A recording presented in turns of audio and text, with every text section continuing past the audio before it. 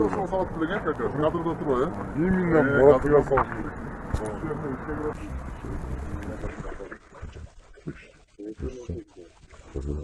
Olmadı mı?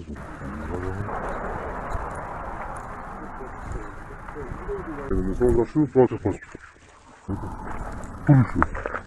Çetin kızı olan etken bu hafta yapalım. Yok. Ya çok az insan bu bayağı alçıktan.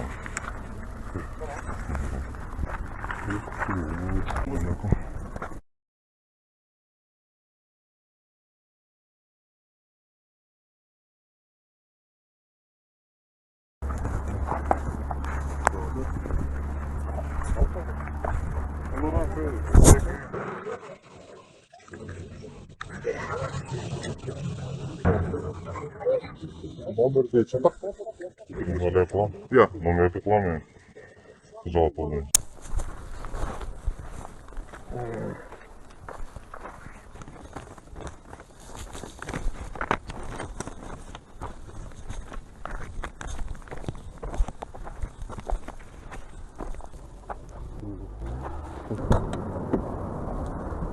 Otur gel otur. Oturalım.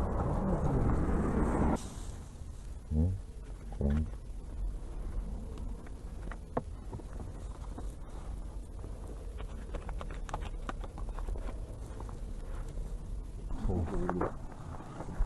Şu. Nerede gideceğiz lan mahalle? Yakacağım birileri. Nerede gideceğiz son yakacağım biri. Böyle bakamadım ne oldu?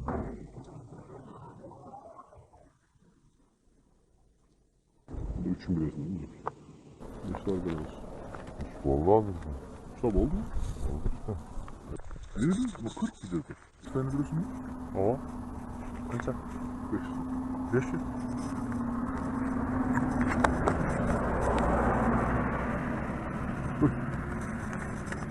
Çok